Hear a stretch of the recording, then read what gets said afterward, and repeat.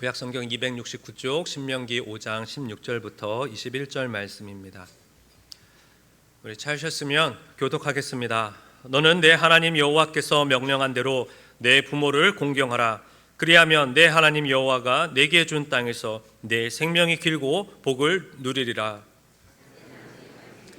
간음하지 말지니라. 내 이웃에 대하여 거짓 증거하지 말지니라.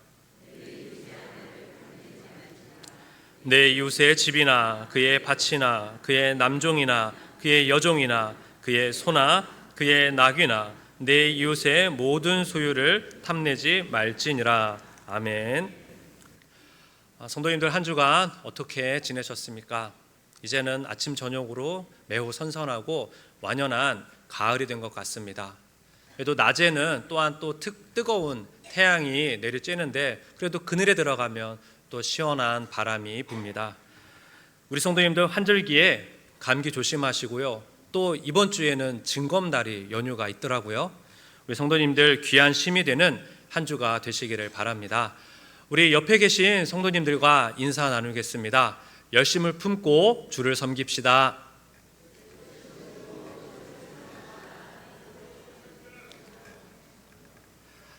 네, 오늘은 10계명 가운데 5계명부터 10계명까지의 이웃사랑에 관한 계명을 나누고자 합니다.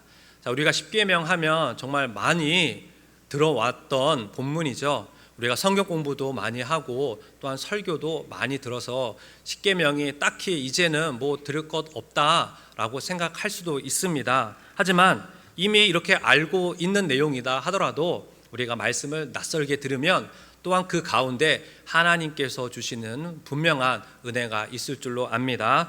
오늘 말씀을 통해서 하나님께서 주실 그 은혜를 기대하면서 말씀을 나누는 귀한 시간이 되시기를 예수님의 이름으로 축원드립니다. 자유는 많은 사람들이 공동적으로 소중하게 느끼는 가치입니다. 그래서 사람들이 자신의 자유를 억압받거나 박탈당하는 것들을 원하지 않죠. 사람들은 왜 자유를 소중하게 여길까요? 자, 그것은 하나님께서 처음 천지를 창조하셨을 때부터 사람들에게 주신 권리이기 때문입니다.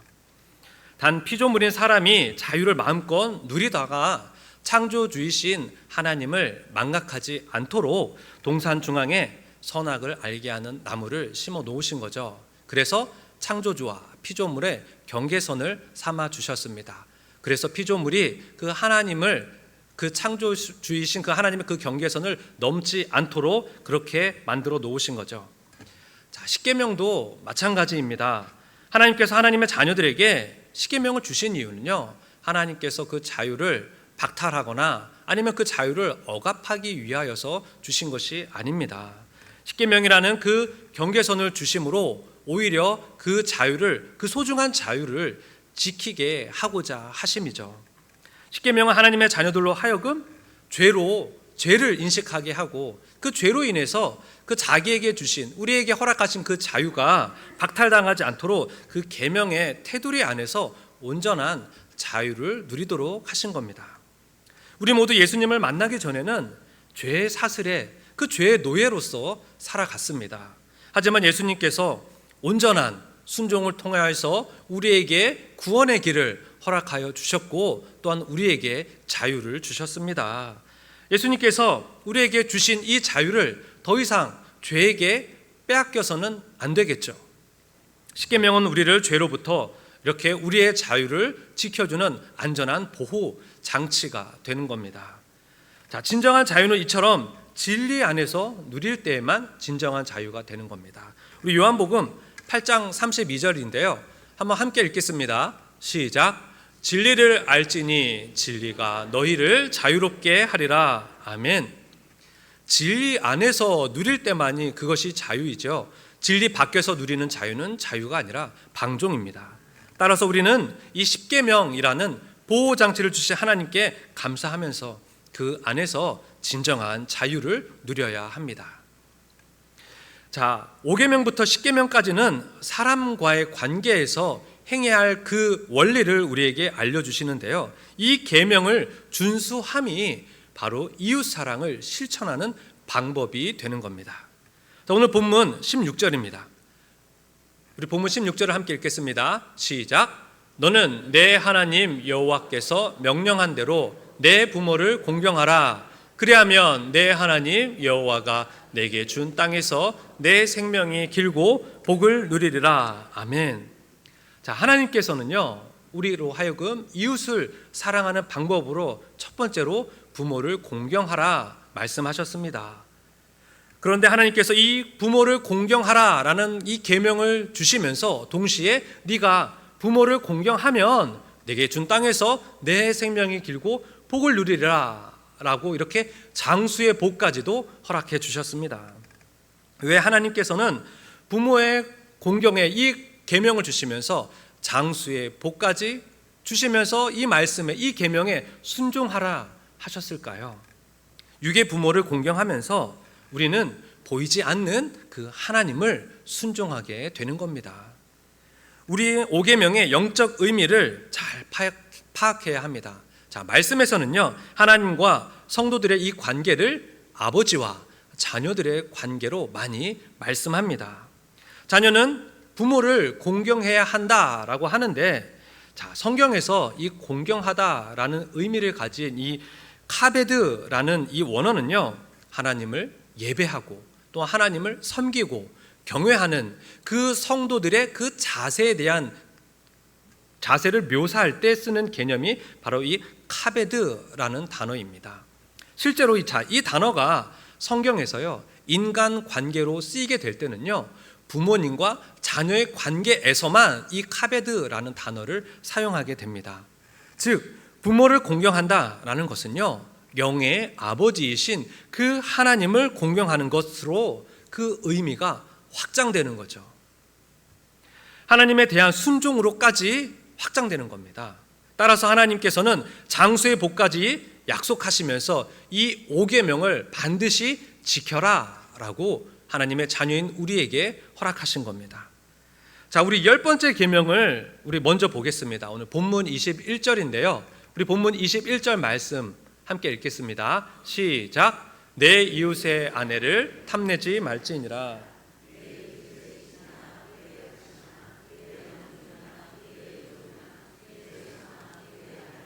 내 이웃의 모든 소유를 탐내지 말지니라. 아멘. 자, 10번째 계명이 다른 계명들과 구분되는 특징점이 있습니다. 그것은 바로 마음에 대한 계명이라는 거죠. 다른 계명들은 다 모두 우리의 행동을 제약하고 하라 하지 말라라는 거지만 이 10번째 계명만큼은 이 마음에 있는 탐심에 관한 탐심을 금하는 계명입니다. 자, 이 탐심은요, 내 사랑, 자기 사랑에 기초한 죄입니다. 사람의 창조 목적은 하나님의 영광을 위하여서 우리가 지음을 받았는데, 탐심은요, 그 하나님께 돌려드릴 그 영광을 가로채는 죄가 바로 이 탐심입니다. 그래서 하나님의 자리에 내가 그 자리에 앉게 되는 죄이죠. 그래서 골로새서 3장 말씀을 보면 탐심을 가리켜서 우상숭배다라고 말씀을 합니다. 그만큼 탐심은 하나님의 자녀들에게 너무나도 큰 죄가 되는 거죠. 자, 이어서 본문 17절 살인하지 말지니라 라는 계명인데요. 자, 여기서 살인 금지 계명이 다른 범죄인 이 간음이나 도적질, 거짓 증거, 탐심 이런 금지 계명에 우선되어진다라는 것을 우리는 이 말씀을 통해서 알 수가 있는데요. 살인이 하나님 앞에서 크고 중한 범죄가 되는 것은요, 그것이 단 하나뿐인 인간의 생명을 빼앗는 것인 동시에 하나님을 향한 범죄가 되기 때문입니다. 사람이 어떤 존재일까요? 사람은 하나님의 형상에 따라서 하나님께서 직접 창조한 존재입니다. 따라서 사람을 죽인다라는 것은요, 그 안에 하나님의 형상을 파괴하는 너무나도 큰 죄인 것입니다. 살인죄가 직접적인 하나님을 향한 죄가 되는 것은 또한 그것이 하나님의 주권을 침해하는 죄가 되기 때문입니다. 자, 하나님의 주권을 침해하는 죄라는 것은 이후에 7계명과 8계명을 다룬 후에 좀 더 자세하게 나누도록 하겠습니다. 자, 6계명을 통해서 또한 우리가 생각해야 할 것이 한 가지가 있습니다. 자, 말씀은요, 직접적으로 사람을 죽이는 것뿐만 아니라 그 형제를 미워하는 것도 살인이다라고 말씀합니다. 그러고 보면 얼마나 많은 사람들이 하루에도 몇 번씩이나 자신도 모르게 이 살인죄를 범하고 있는지 모릅니다. 대부분의 사람들은 그것이 살인죄라는 것이라는 것도 모른 채 형제를 미워하면서 살인죄를 범하는 거죠. 형제와 이웃들을 마음속으로 미워하고 있다면 우리도 이 육계명인 살인죄를 범하고 있는 것입니다. 따라서 우리는 모든 사람을 대할 때 존귀히 여기고 또한 인격적으로 대하면서 하나님을 대하듯이 그렇게 사랑으로 내 이웃을 대해야 합니다. 자, 이어서 18절은요, 간음하지 말지니라 라고 말씀을 하는데요, 간음이 하나님께서 세우신 인간 사회를 파괴하는 가장 중요한 범죄 가운데 하나입니다. 인간 사회를 이루는 가장 기본적인 단위는 가정입니다. 또한 이 가정을 기초하는 것은 바로 부부죠. 인간 사회는 그래서 부부로부터 시작된다라고 할 수가 있습니다.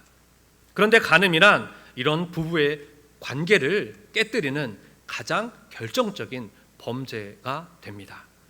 따라서 간음은 부부 사이의 신뢰와 하나됨을 깨뜨리고 나아가 가정을 파괴하고 사회 전체의 질서를 깨뜨리는 결과를 가져오게 되는 거죠.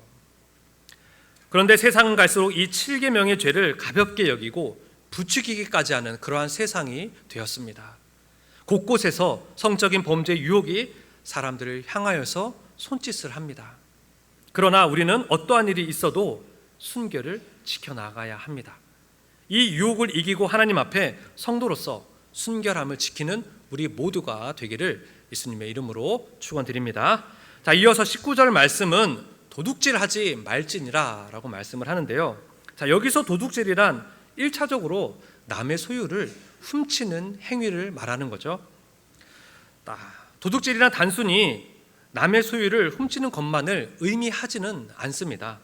사람들이 도둑질을 하는 이유가 뭘까요? 열심히 땀을 흘려서 그렇게 내 소유를 삼기보다는 쉽게 한꺼번에 많은 것을 얻으려고 하고자 하는 그 마음 때문입니다. 땀 흘리지 않고 일확천금을 얻으려는 그 모든 행위가 따라서 도둑질이 될 수가 있는 거죠. 따라서 우리는 땀 흘려 일하지 않고 무엇을 얻으려는 그 모든 행위들을 버려야 합니다.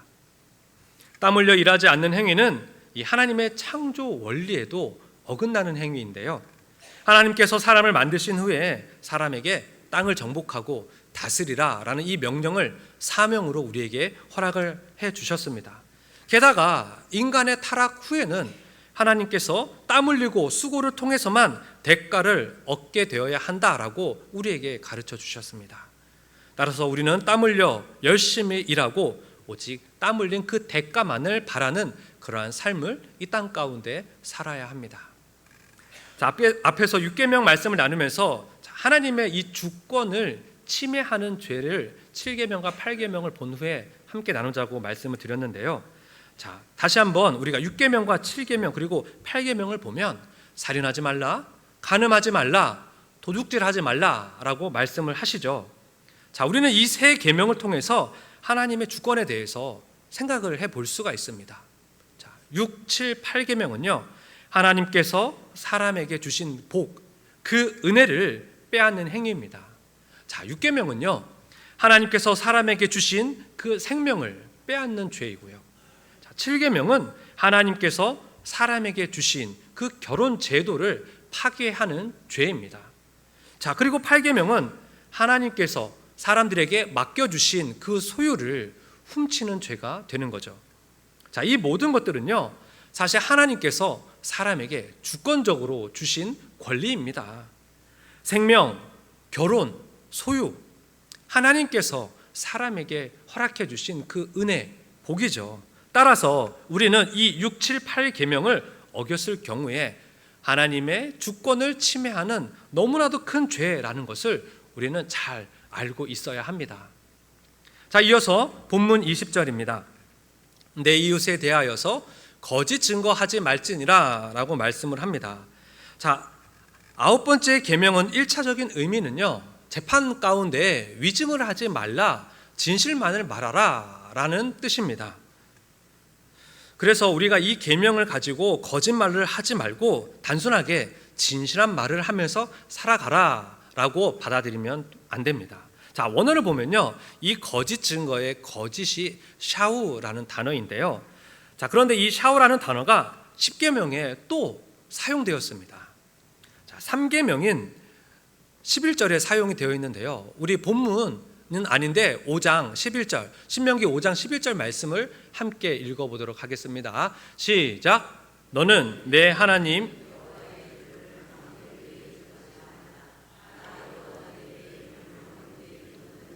죄 없는 줄로 인정하지 아니하리라. 아멘. 자, 여기서 거짓이란 뜻을 가진 샤우가 무슨 뜻으로 번역이 되어 있을까요? 어떤 것이 샤우라는 단어일까요? 망령되이라는 단어가 바로 샤우입니다. 9계명에서 거짓이라 번역된 단어가 3계명에서는요, 망령되이라고 번역이 되어 있습니다. 무슨 의미일까요? 자, 샤우라는 이 단어는 헛됨, 허무, 공허라는 뜻을 가진 단어입니다. 즉, 하나님의 이름을 망령되이 일컫지 말라라는 것은요, 하나님의 이름을 헛되게 만들지 말라라는 그러한 뜻을 가진 겁니다. 이 말은 온 세계에 편재해 계신 그 하나님을 의식하면서 살아야 된다, 하나님을 모르고 그렇게 헛된 것으로 여기면서 살아서는 안 된다라는 의미입니다. 9계명의 이 거짓도 마찬가지죠. 9계명을 통해서 거짓이 아니라 너희는 진실된 말을 하면서 살아야 된다라는 이 의미뿐만 아니라 진실한 말을 하더라도 그 진실이 헛되게, 즉 아무런 유익이 없는 그런 말을 해서는 안 된다라는 의미입니다.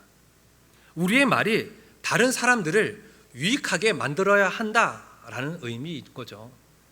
그래서 결국 6계명부터 9계명까지 생명, 결혼, 소유, 말, 이것이 내 이웃의 유익함이 되도록, 그렇게 다시 말해서 하나님께서 우리의 이웃들에게 복을 주시려고 하실 때 나의 생명, 나의 결혼, 그리고 나의 소유, 그리고 나의 말이 하나님의 그 축복의 통로로 사용되어질 수 있도록 되어야 한다라는 것입니다. 그 통로가 바로 내가, 바로 우리가 되어야 한다라는 거죠. 이웃 사랑이란 이렇게 나의 사명을 통해서 이웃들이 복을 받게 되도록 하는 것이 바로 이웃의 사랑을 실천하는 것이 되는 것입니다. 자, 마태복음 22장 말씀을 보면요, 오늘 본문 5계명부터 10계명까지 계명을 예수님께서 내 이웃을 내 자신과 같이 사랑하라 라고 요약을 하면서 가르쳐 주셨습니다. 우리가 이웃을 사랑해야 하는 이유가 바로 여기에 있는 겁니다. 예수님께서 우리에게 내 이웃을 자신과 같이 사랑하라 라고 말씀하셨으니 우리가 우리의 이웃들을 사랑해야 하는 겁니다. 그럼 우리가 이웃을 어떻게 사랑해야 할까요? 하나님께서 10계명으로 우리에게 이웃을 사랑하는 그 방법을 가르쳐 주셨습니다. 먼저 우리는 순종함으로 이웃을 사랑해야 합니다. 앞에서 부모를 공경함을 통해서 우리는 하나님께 대한 순종을 배운다라고 말씀을 드렸습니다. 하나님의 대리자로서의 부모를 공경은 그 권위에 대한 순종, 겸손함을 우리는 배우게 되는 겁니다. 우리가 이웃을 사랑해야 하는 그 초점은 다른 것에 있는 것이 아니라 하나님께 있는 겁니다. 우리가 이웃을 사랑하는 것은 나를 위해서 이웃을 사랑하는 것도 아니고요, 이웃들을 위해서 이웃을 사랑하는 것도 아닙니다. 하나님께서 이웃을 사랑하라 명령하셨으니 우리가 그 이웃을 사랑하는 것입니다. 하나님의 말씀에 순종하기 위해서 이웃을 사랑하는 거죠. 하나님께서 정하신 그 질서와 권위가 있습니다. 우리의 교만을 버리고 하나님의 말씀에 순종하기 위해서 우리는 우리의 이웃들을 사랑해야 합니다. 그래서 우리는 그 이웃을 대할 때 그 이웃의 하나님을 바라봐야 하는 거죠. 하나님의 형상을 바라봐야 하는 겁니다. 이웃과의 관계에서 하나님께서 나에게 주신 그 역할이 무엇일까? 이웃과의 관계에서 하나님께서 나에게 어떠한 순종을 원하시는가? 라는 것을 상기해야 하는 거죠. 이렇게 겸손하게 순종하는 것이 이웃을 내 자신과 같이 사랑하라 라는 이 말씀을 적용하는 그 첫 번째 방법이 되는 겁니다.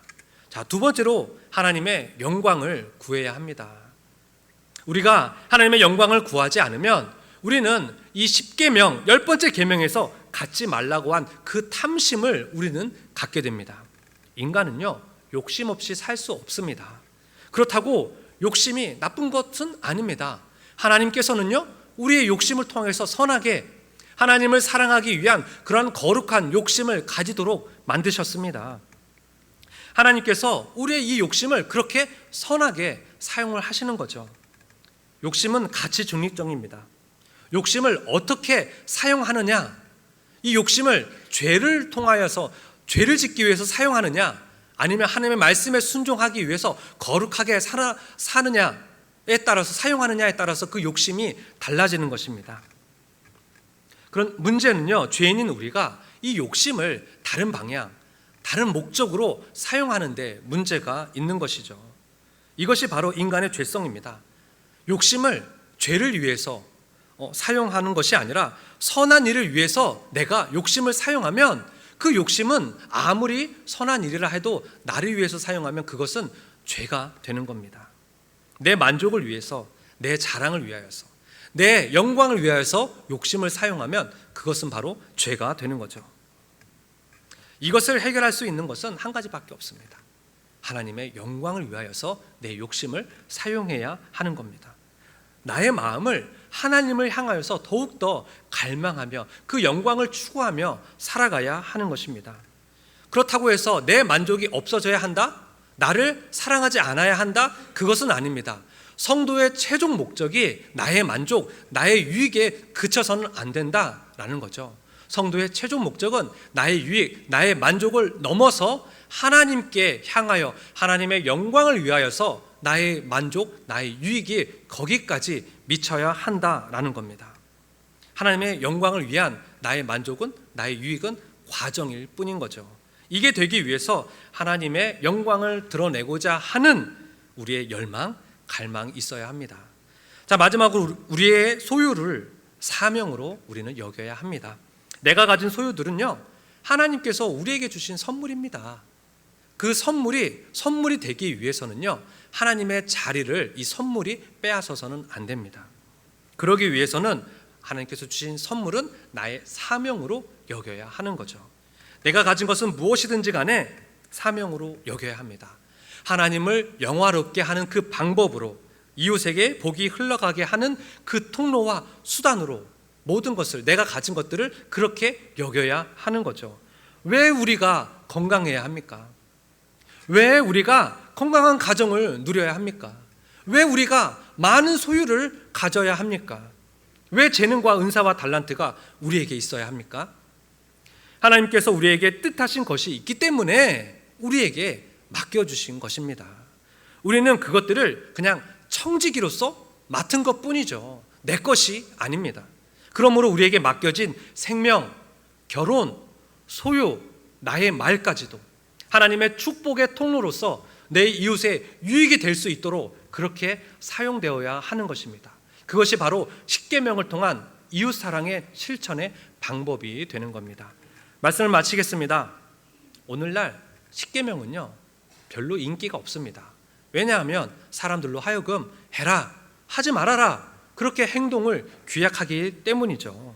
또한 성도들은 그리스도인이라면 사랑을 따라야지 율법을 따라서야 되겠나라는 생각 때문에 십계명을 터부시할 때도 있습니다. 사실 사랑이냐 율법이냐라는 식의 대조는 잘못된 겁니다. 사랑과 율법은 동반관계이지 결코 적대관계가 아닙니다. 우리는 하나님께서 왜 우리에게 십계명이라는 율법을 주셨는지 그 근본을 잊어서는 안 됩니다. 가정에서 부모님이 자녀들에게 해야 할 것, 하지 말아야 할 것을 알려줍니다. 왜요? 왜 그럴까요? 부모가 자녀를 사랑하기 때문이죠. 내 자녀가 올바로 자라가고 또한 내 자녀가 행복한 삶을 살아가기 위해서 부모는 자녀에게 이렇게 해라, 이렇게 하면 안 된다 라고 가르치는 겁니다. 하나님도 마찬가지입니다. 하나님께서 왜 이웃사랑의 그 십계명을 우리에게 주셨습니까? 이것은 우리를 통하여서, 우리가 그 이웃사랑의 실천을 통하여서 결국에는 우리로 하여금 행복하게 살아라 라는 겁니다. 하나님의 자녀가 죄의 속박에서 벗어나 자유롭게 하나님을 알고 하나님을 사랑하고 하나님을 섬기면서 그렇게 이 땅에서 많은 것들을 누리면서 살아가라고 우리에게 십계명을 주신 것입니다. 우리 모두 이 행복한 삶을 위해서 하나님의 형상을 닮은 그 이웃들을 위하여서 특별히 우리가 믿는 자가 하나님의 복의 통로로서 온전히 사용되며 그 하나님의 그 행복한 삶을 살아가게 되시기를 예수님의 이름으로 축원드립니다. 이 시간 우리가 기도할 때 하나님 우리에게 십계명 주심을 감사합니다. 이 십계명이 결국 우리에게 진정한 자유를 주어서 행복한 삶을 살게 하기 위함이라는 것을 깨닫게 됩니다. 우리에게 이 십계명을 준수하게 하기 위해서 이웃들을 허락하셨는데 하나님의 형상을 닮은 이웃들에게 축복의 통로로 우리 모두가 사용되게 하여 주시옵소서. 하나님의 계명에 순종하며 나를 드러내는 것이 아니라 온전히 하나님의 영광을 위하여 살게 하여 주시옵소서. 우리 간절히 함께 기도하겠습니다. 하나님 아버지, 은혜를 감사합니다. 우리에게 십계명 주심을 감사드립니다. 특별히 우리에게 십계명을 주신 것은 우리로 하여금 이 땅에서 온전하게 자유를 누리며 하나님을 사랑하며 이웃을 사랑하며 복의 통로로 사용되어지기 위함이며 결국은 그것이 우리의 행복을 위함임을 말씀을 통하여서 깨닫게 됩니다. 아버지, 우리가 그 하나님에 대한 사랑을 온전히 알며 우리를 통하여서 이웃 사랑을 실천하며 살아갈 수 있도록 인도하여 주시옵소서. 그리하여서 우리가 하나님의 자녀로서 이 땅에서 온전히 살아가며 하나님께서 주신 그 자유를, 죄의 속박에서 벗어나 죄의 굴레에서 벗어나 온전한 진정한 자유를 누리며 하나님의 그 사랑을 이웃들에게 전하며 하나님의 형상을 닮은 이웃들을 섬기며 살아갈 수 있는 우리 모두가 될 수 있도록 은혜를 더하여 주시옵소서. 하나님 아버지, 은혜를 감사합니다. 십계명이 우리를 구속하는 것이 아니라 십계명을 통해서 우리가 자유를 누리며 행복한 삶을 살게 됨을 깨닫게 됩니다. 하나님의 말씀에 순종하게 하시고 온전히 하나님의 영광만을 드러내는 삶을 살아갈 수 있도록 하시며 특별히 하나님께서 우리에게 주신 이웃들을 위해서 우리 모두가 하나님의 복의 통로로 사용되어질 수 있도록 은혜를 베풀어 주시옵소서. 이 모든 말씀 예수님 거룩하신 이름으로 기도드립니다. 아멘. 지금은 우리 주 예수 그리스도의 은혜와 하나님의 무한하신 사랑과 성령님의 감화 감동 위로 교통하심이 이웃 사랑을 통하여서 하나님께서 주신 그 진정한 자유를 누리며 하나님의 축복의 통로로서 사용되길 원하는 우리 성도들을 위해와 또 성도들의 가정과 나가는 직장과 행하는 사업과 바라고 소원하는 모든 일들 위해 지금으로부터 영원토록 함께 계실지어다. 아멘.